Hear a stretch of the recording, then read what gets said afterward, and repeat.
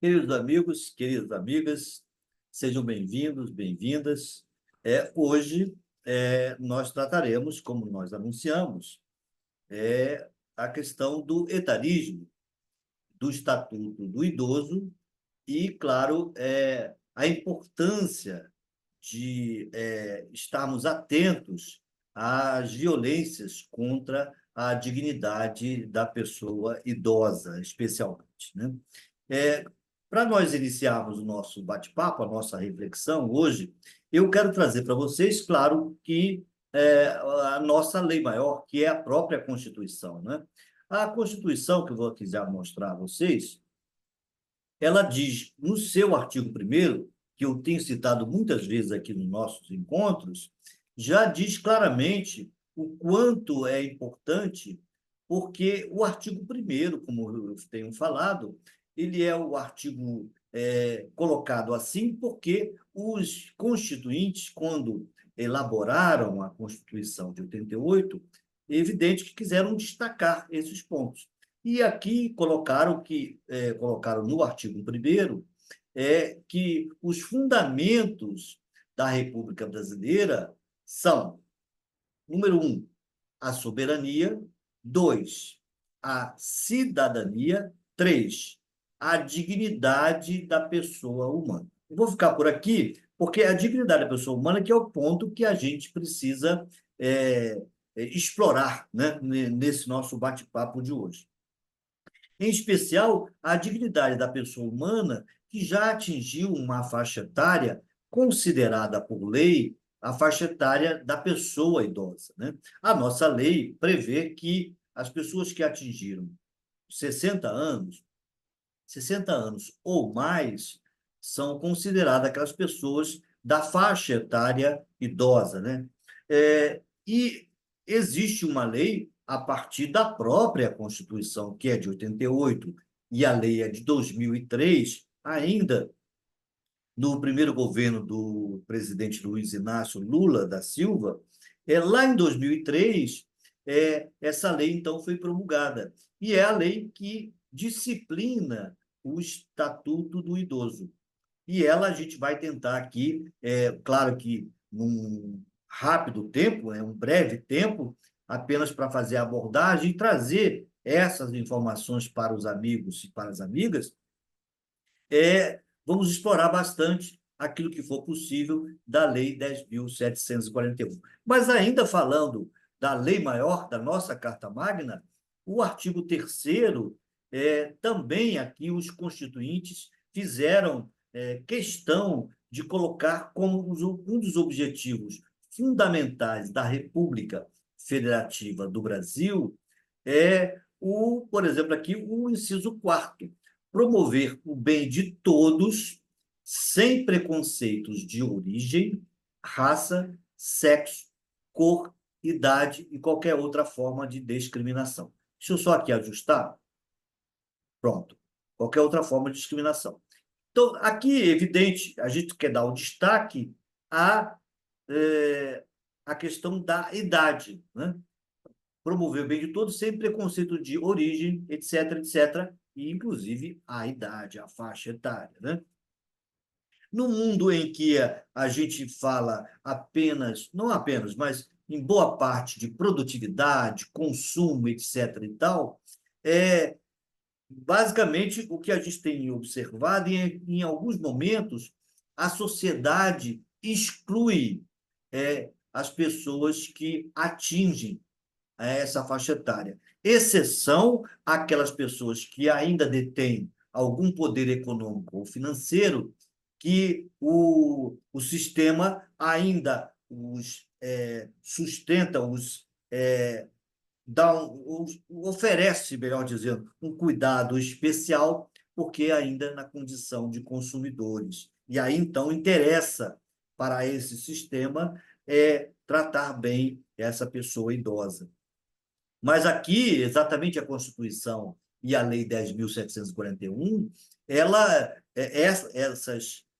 esses normativos querem trazer exatamente a possibilidade de tratar e oferecer a dignidade para as pessoas idosas, independente da faixa econômica ou financeira dessas pessoas, né? Então, exatamente a lei existe nesse prisma para tirar ou minimizar essas desigualdades de tratamento, especialmente o tratamento degradante, que, por vezes, é oferecido de uma maneira cruel aos nossos idosos, às nossas idosas. Então, aqui, o artigo 1º, como eu falei ainda há pouco, da dignidade da pessoa humana, e o artigo 3º da Constituição são, digamos assim, de uma clareza estelar, né? No sentido de que é necessário que tenhamos uma atenção no cotidiano, né? No tratamento das pessoas que estão ao nosso entorno, especialmente as que estão em nosso entorno. E eu agora vou diretamente à Lei 10.741. Eu aqui, antes de chegar na Lei 10.741, quero lembrar a todos que lá no artigo 5º, né, da nossa Constituição, também existem vários direitos e deveres individuais e coletivos que devem, claro, serem aplicados com as suas diferenciações, com os seus cuidados, né, às pessoas também de faixa etária idosa, né? Então, ter um cuidado muito especial de observar o artigo 1º, o artigo 3º e o artigo 5º da Constituição brasileira. Então, vamos agora retomar o Estatuto do Idoso.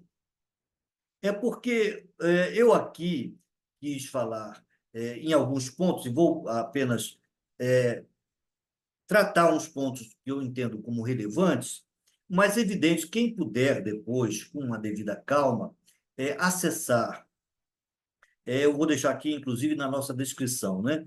www.planalto.gov.br, e depois que vocês acessarem, vocês ali coloquem a palavra legislação. E lá vocês encontrarão as diversas leis, na verdade, todas as leis vigentes do país, inclusive a própria Constituição, e lá também estará, claro, a Lei 10.741, que é o Estatuto do Idoso, que a gente está aqui visitando para conversar com todos vocês. Então, eu quero aqui já começar num ponto que eu penso que é importante, que é o ponto da previdência social, né? Aqui, se vocês observarem, quem estiver depois possibilidade de acessar a lei, pode, inclusive, vou aqui aproveitar, pode, inclusive, baixar em PDF no celular ou no seu computador em casa, não é? Ou no escritório, enfim, para ter o acesso mesmo que você não esteja online, né? Mesmo que não esteja com a rede funcionando, né?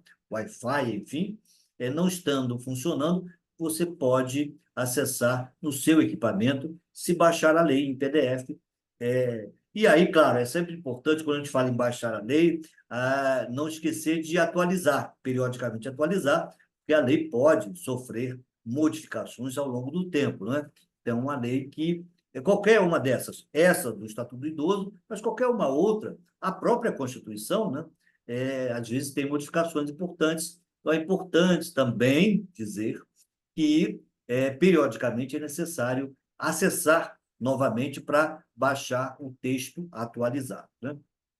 Mas, então, eu fazendo esse pequeno espaço para falar sobre baixar as leis, para ter o acesso imediato, não é?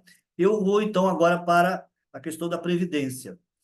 Veja, é preciso que nós tenhamos uma atenção especial, porque a Lei 10.741, a Lei do Estatuto do Idoso, prevê que os benefícios de aposentadoria e pensão do regime geral, na sua concessão e nos critérios de cálculo, devem preservar o valor real dos salários. O que é o valor real de um salário, né? É o valor que aquele aquela remuneração, aquele valor, atenda às condições mínimas de dignidade da pessoa humana. O próprio artigo, o próprio, perdão, artigo 6º, né, da nossa Constituição fala, eu constantemente revisito esse artigo, não é? Dos direitos sociais. E o artigo 6º fala, entre os direitos sociais, o direito à educação, ao transporte, à saúde, à moradia, à alimentação, alimentação, evidentemente, a questão da habitação, né? Que eu já não falei, o lazer, o esporte, enfim, esse conjunto de direitos sociais, por vezes, não são atendidos, ou não é atendido o conjunto, porque a renda da previdência desses aposentados e pensionistas está muito aquém, está muito distante daquilo que deveria ser. Em alguns momentos, depois até quem tiver oportunidade pode verificar no site do DIEESE, Departamento Intersindical de Estatística, né, Econômica, etc., mas também em outros meios, né, confiáveis, e aí dos institutos de economia, né? Mas o DIEESE traz uma informação que entende que o salário mínimo no Brasil deveria ser em torno de R$ 6.500. Hoje, o salário é de 1.412, não é? 1.412, se a gente for falar numa moeda internacional, que é o dólar norte-americano, nós teríamos aí em torno de nem US$ 300, né? Não seriam nem US$ 300. Mas, assim, é só para a gente entender que esse valor de 1.412 atinge frontalmente a dignidade da pessoa humana idosa, que geralmente, né, com algumas exceções, raras exceções, as pessoas que estão aposentadas ou são pensionistas, elas são de uma faixa etária acima dos 60 anos, como previsto na lei que nós estamos aqui visitando e conversando. Essa faixa etária acima dos 60 exatamente compreende a faixa das pessoas idosas, daí para frente, não é? Então, o que a gente está aqui observando é que, na medida em que o salário é de 1.412 e a grande faixa de aposentados e pensionistas são idosos e ganham, em média, 1.412, então vocês observem que é um valor ínfimo, é um valor muito baixo para atender os direitos sociais que nós nos referimos ainda há pouco, que é o que consta no artigo 6º da nossa Constituição. Eu quero falar isso porque é preciso que nós façamos as devidas amarrações para entendermos o contexto, né? Porque quando a gente fala, por exemplo, hoje eu estava, por acaso eu precisei ir ao banco para resolver uma coisa simples, mas enquanto eu estava conversando, aguardando a gerente, ali numa consulta rápida, eu fiquei ouvi duas pessoas conversando ao lado, próximos, dizendo que o Brasil é desse jeito, que o Brasil é assim mesmo, que o brasileiro, falando numa terceira pessoa, como se eles, aquelas duas pessoas que estavam conversando, não fossem parte do nosso Brasil. Então, quando a gente fala que o Estado brasileiro não é ruim, não se organiza, mas quando fala isso, a gente tem que entender que o Estado brasileiro somos nós. Quem efetivamente contribui pagando os tributos diariamente cada um de nós, né, que compomos o Estado brasileiro. E também devemos atuar para cobrar do Estado brasileiro o retorno, né, em benefícios daquilo que nós contribuímos. Então, é importante que nós fiquemos atentos, por vezes estamos, de repente, numa situação mais cômoda e não prestamos atenção naquelas pessoas, principalmente as pessoas idosas, que estão em situação de miséria e penúria, e, portanto, deixa eu só aqui colocar nosso sistema um pouquinho, porque só um instante. Pronto. Eu tive que mudar aqui porque essa região é uma região que ocorre, como já comentei para vocês, às vezes alguns ruídos externos que a gente precisa reduzir com o acesso, né? Mas então, retomando aqui, então a previdência social é um ponto, digamos assim, crucial, que devemos atacar com muito cuidado para preservar e para é, é, fortalecer cada vez mais a, a remuneração das pessoas que trabalharam durante décadas para trazer o Brasil até onde está hoje. Se não está tão bom, é porque ainda precisamos evoluir e muito. No entanto, é importante que nós tenhamos uma atenção com todos aqueles que construíram o nosso país, não é? Então, o direito à previdência, aqui está no artigo 29, né? O artigo 29 da Lei 7.741. Agora, eu quero aqui abordar um outro tema que às vezes as pessoas perguntam muito com relação aos alimentos, né? Eu aqui vou separar aqui o artigo 12. Diz assim, é muito importante porque as famílias às vezes perguntam de quem é a obrigação para pagar uma pensão alimentícia para o seu pai, para a sua mãe, para as pessoas idosas da família. A lei é muito clara, diz assim: a obrigação alimentar, e aqui é importante que se diga, quando a gente fala alimentos, não é só comida, não é só refeição. Alimentos do conceito jurídico é tudo aquilo que possibilita a pessoa viver de forma digna, né? Então, a obrigação alimentar, dentro desse contexto, né, que inclui tudo aquilo que dá condição de vida com dignidade, essa obrigação é solidária. A palavra é essa, está claramente aqui colocada. Podendo a pessoa idosa optar entre aqueles que estão dispostos a prestar essa obrigação alimentar. Digamos que tenha dois filhos em condição de oferecer a obrigação alimentar. Eles podem, de forma mútua, né, é, acertarem, né, e prestarem cada um na sua proporção, ou também pode ocorrer de isoladamente poder oferecer, né, e aí a mãe, o pai, enfim, a pessoa que vai ser beneficiária dessa obrigação alimentar, o idoso, a idosa, pode fazer a opção entre um e o outro, né? Então, a obrigação, repito, a obrigação de prestar alimentos, de oferecer condições de vida com dignidade à pessoa idosa, é uma obrigação solidária da família, né? Esse ponto eu não podia deixar de esclarecer. Agora, tem um outro ponto que eu penso que é importantíssimo, né?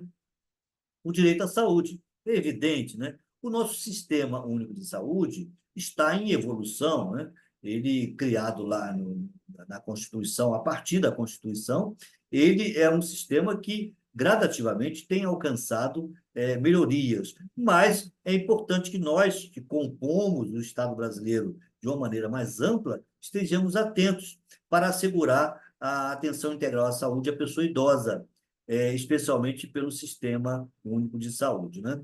Porque nem todos, aliás, a grande maioria, não tem condições de pagar um plano privado complementar de saúde, né? Um plano de saúde complementar. Então, a grande massa da população brasileira necessita do Sistema Único de Saúde, especialmente a pessoa idosa. E aqui está no artigo 15, é assegurada a atenção integral à saúde da pessoa idosa por intermédio do sistema do SUS. E aqui Vejam que a palavra utilizada é atenção integral. Não é apenas atenção num ponto específico, é uma atenção integral. Então, aqui depois vocês vejam com a devida calma, mas é importante que nós tenhamos acesso a essas informações para cobrarmos das autoridades que são nossos representantes. Essas autoridades que lá estão, ou os servidores públicos, o nome já diz, são servidores públicos, que são pagos por todos nós, através dos nossos tributos, não é? Então, não é favor e devemos ter uma atenção especial com a pessoa idosa que, por vezes, não tem o vigor, a vitalidade, a velocidade que possuía quando mais jovem, né? E precisa, em muitos casos, da nossa ajuda, da nossa colaboração para exercerem o direito à saúde de uma maneira digna. Um outro ponto que eu penso que é importante é com relação à administração do patrimônio da pessoa idosa. E eu falo isso para dizer que patrimônio, às vezes, a gente fala de uma maneira muito querendo dizer que é um patrimônio de grande valor, de alto valor econômico e financeiro. Nem sempre. O patrimônio que eu aqui me refiro é qualquer patrimônio, qualquer, mesmo que valor um pouco baixo, para alguns, né? Tem um valor específico para aquela pessoa idosa, que é o pouco que ela tem, mas é o pouco que ela conseguiu obter, o que tem para sobreviver. Então, a questão da administração do patrimônio. É importante que nós tenhamos uma atenção especial com relação a isso, porque gera e tem gerado muita discussão e, em algumas situações, é, digamos, consequências desagradáveis, né? No mínimo desagradáveis ou, em outros casos, desastrosas, né? É porque na hora de administrar o patrimônio de uma pessoa idosa, por exemplo, devemos respeitar a autonomia, não só nessa situação, mas falando de patrimônio, devemos respeitar a autonomia da pessoa idosa, né? A pessoa idosa, por vezes, ela não tem a mobilidade, a velocidade, como eu falei, a agilidade e o vigor que tinha quando mais jovem, mas ainda tem e possui a lucidez, né? Sobre os atos, sobre as coisas que estão acontecendo. Então, é fundamental que nós respeitemos o desejo da pessoa idosa é, naquilo que ela deseja para a sua vida e para a administração do seu patrimônio. Às vezes acontece, não é sempre, né, que a pessoa idosa atingiu um estágio que ela não tem a lucidez e aí ela pode ser eventualmente interditada. Não só a pessoa idosa, a pessoa que não tem condições, né, de administrar a sua vida, né? Então, nesse caso, haverá uma curatela, né? O juiz, a juíza, fará, então, decidirá pela curatela, então, alguém será o curador ou a curadora dessa pessoa idosa, já que o assunto hoje é esse. Mas, em linhas gerais, grande parte da população que não tem acesso ao judiciário ou que vê isso com muita dificuldade, prefere ir tratando sem buscar uma tutela jurisdicional, sem buscar uma decisão judicial, né? E aí coloca uma ou outra pessoa da família para administrar, né? Busca uma procuração para determinado filho, filha ou parente, tal, e começa a administrar os bens daquela pessoa idosa. Eu aqui faço uma sugestão. Primeiro, sempre ouvir a pessoa idosa que colocou com lucidez alguém para administrar seus bens, né? E, nesse caso, ouvir sempre o desejo da pessoa idosa, porque é ela que é a proprietária direta daquele patrimônio, né? Então, devemos atender o desejo da pessoa idosa. E, é, às vezes, a pessoa faz isso com muito cuidado, a pessoa que está administrando, né? Alguém da família que está administrando os bens, mas tem todo o restante da família que não sabe ou não percebe isso de uma maneira adequada.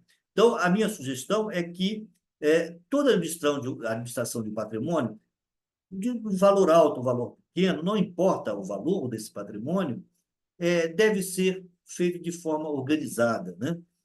Escreve as despesas, faça isso sempre com um certo cuidado, porque, além de ser correto ou correta a atitude, né? Também é preciso ser demonstrada, eventualmente, para que os demais se sintam confortáveis, inclusive, de manter aquela pessoa administrando o patrimônio do seu pai, da sua mãe, do seu tio, daquela pessoa idosa que necessita de uma colaboração. Então, é importante que, além de fazer de uma maneira correta, também seja capaz, essa pessoa que está administrando os bens da pessoa idosa, seja capaz de demonstrar, né, documentalmente que isso tudo está sendo feito de forma correta, né? Então, é importante isso para evitar, às vezes, traumas, discussões desnecessárias, né? Então, e muito mais que isso, evitar também que se faça tome, se tome caminhos que aquela pessoa idosa não deseja, que aquela pessoa idosa não concorda. Então, é preciso que se dê atenção à pessoa idosa e respeitando a sua opinião e o seu desejo. Eu aqui também quero trazer uma outra questão que eu penso que é muito importante, está logo aqui no. Aqui está. Está logo aqui no artigo 4º, foi o artigo 4º que eu trouxe. Sim, o artigo 4º. Eu quero frisar esse artigo. A gente hoje está fazendo uma abordagem muito rápida, muito simples, mas realçando a Lei 10.741, e aqui eu quero destacar o artigo 4º. Diz assim o artigo: nenhuma pessoa idosa será objeto de qualquer tipo de agência, discriminação, violência, crueldade ou opressão, e todo atentado aos seus direitos por ação ou omissão será punido na forma da lei. Aqui é importante que nós observemos os modos e as atitudes que geram situações de descumprimento dessa lei do Estatuto do Idoso. Então, a pessoa idosa não poderá ser objeto de qualquer tipo de negligência. Por exemplo, na área do transporte, né? Quando a gente vê, em algumas situações, não estou generalizando, que o atendimento à gratuidade na área de transporte é feito de uma maneira desrespeitosa com a pessoa idosa. Se a gente observa isso, tem que colaborar e ajudar a pessoa idosa para fazer valer os seus direitos, né? Também não pode sofrer, não pode ser objeto a pessoa idosa de qualquer discriminação. Uma forma, por exemplo, que às vezes dissimulada de discriminação é quando, por exemplo, você cria dificuldades de acessibilidade e faz com que a pessoa idosa fique restrita e fique impossibilitada de participar de um evento ou de uma atividade social, né? Então, essa discriminação, às vezes um pouco velada, ocorre e às vezes a gente não percebe. Então, precisamos ficar atentos também. Claro, não deve ser objeto de qualquer violência. E aqui a gente precisa ter uma atenção que a violência que a lei aqui trata não é somente a violência física, a violência do vernáculo, a violência, digamos, verbal, não é? Melhor dizendo, a violência emocional, né? Os vexames que, às vezes, o constrangimento que, às vezes, as pessoas colocam as pessoas idosas em situação de extrema degradação, né? Então, a violência, em todos os seus níveis, né, devem ser evitadas sob pena de uma penalidade na área criminal, inclusive, né? Aqui também, crueldade ou opressão, evidente, né? E todo atentado aos seus direitos. Que por ação, e agora um detalhe, não só por ação, mas por omissão, deverá ser punido na forma da lei. Então, meus amigos, nessa linha, eu quero repetir, é importante que nós não assumimos, né? Não assumamos, melhor dizendo, uma posição de omissos em relação à negligência, à discriminação, à violência, à crueldade, enfim, tudo isso que ocorre com as pessoas idosas, na letra da lei, aquelas acima de 60 anos, que sofrem, às vezes, todo tipo de violência e, às vezes, a sociedade ao redor não reage e não colabora com a pessoa idosa. Esquecendo que um dia, se ainda tiver saúde, todos nós torcemos para isso, essas pessoas também serão pessoas idosas. E espero e torço, por isso, nosso bate-papo de hoje, que estejamos num mundo melhor, em que as pessoas idosas do futuro tenham melhor qualidade de vida do que aquelas que hoje convivem conosco, né? Então, nessa linha, eu quero deixar aqui patente digamos assim, não é a convocação, né? Mas o meu pedido, né, aos amigos e amigas que divulguem, compartilhem essa ideia de não omissão a, aos ataques contra as pessoas idosas, né? Todo tipo de ataque. Então, nós não devemos ser omissos e devemos atuar para minimizar, para abrandar e para eliminar esse tipo de violência contra a pessoa idosa.